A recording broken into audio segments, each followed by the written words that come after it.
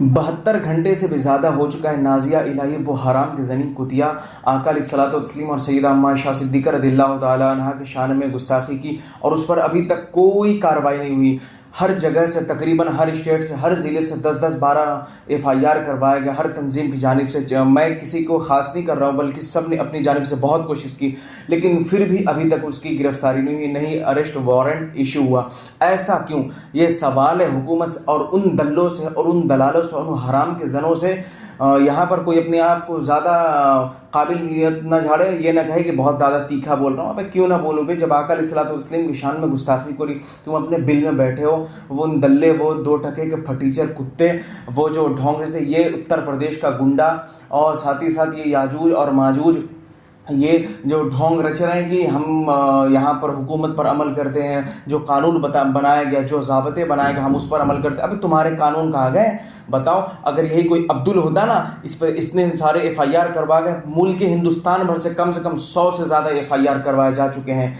बताओ, जिस बंदे या बंदी पर 100 से ज़्यादा एफआईआर हो, अभी तक उसे अरेस्ट ना किया गया हो। यही कोई अब्दुल होता तो इसे बेरहम तरीके से बीच चौराहे पर मार दिया जाता। मार नहीं दिया जाता, उसके साथ साथ ऐसी ऐसी हरकतें की जाती कि वो बंदा जिंदगी भर याद रखता। लेकिन अभी ये कुतिया हराम की जनी और ये दलाल, ये कुत्ते आरएसएस के और साथ ही साथ इसके सपोर्ट करने वाले वो सारे अनभक्त, मैं सबकी बात नहीं कर रहा हूँ, सिर्फ अनभक्तों की बात कर रहा हूँ। बहुत सारे नॉन मुस्लिम भाई अभी बहुत सारे सपोर्ट में आए हैं कि इसलिए कि वो जान रहे जो गलत है वो गलत है, चाहे वो किसी के धर्म, किसी भी मजहब के ताल्लुक से वो बात हो।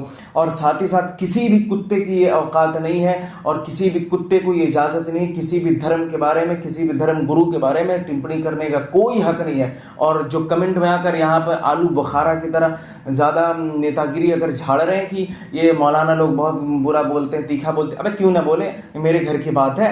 तुम हमें गाली दे तो चलेगा, मैं बर्दाश्त कर सकता हूँ।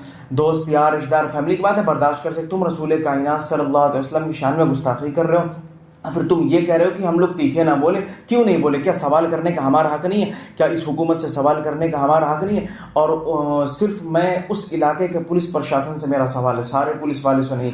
और बहुत सारे पुलिस वाले ऐसे हैं जिनकी इज्जत हमारे दिल में, जिनसे पर्सनली मैं मिला हूँ, बहुत सारे अभी बरेली शरीफ में जिनसे हम लोग देखते हैं, मुलाकात करते हैं, हमारे दिल से इज्जत है उन लोगों के लिए। लेकिन मैं उन लोगों से मेरा सवाल है जो उस इलाके से ताल्लुक़ रखते हैं जहाँ की हराम की जनी कुतिया आरएसएस की दलाल नाजिया इलाही है, वहाँ के पुलिस वालों से क्या उनकी आंखें मर चुकी हैं? क्या वो ड्रेस पहनते समय जो पुलिस वर्दी है, शपथ यही लिए थे कि मैं देश को धोखा दूंगा और मुजरिमों को सजा नहीं दूंगा? क्या वो यही शपथ लिए थे? उन लोगों ने शपथ तो ये लिया था कि जो भी क्राइम की दुनिया में कदम रखेगा उसे दबोचा जाएगा, उसे सजा दी जाएगी।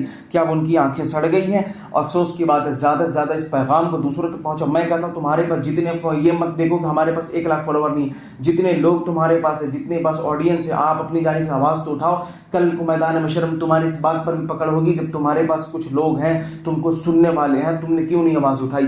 कम से कम अपनी जानिब से इतना तो आवाज़ उठाओ। कम से कम कुछ नहीं कर सकते तो ये तो करो। अल्हम्दुलिल्लाह हर जगह से एफआईआर करवाए गए। अपने मरकज़ अहले सुन्नत बरेली शरीफ से तकरीबन 5 से ज़्यादा एफआईआर करवा गए। ताज शरिया वेलफेयर ट्रस्ट की जानिब से, अदनान मियाँ की जानिब से और आला हज़रत वेलफेयर ट्रस्ट की जानिब से अपने गाजीपुर से एफआईआर करवा गए। मैं खास नहीं बल्कि मुल्क हिंदुस्तान भर के तमाम लोगों ने, हर जगह से, हर तंजीम ने, हमारे नौजवान भाइयों ने एफआईआर करवाई।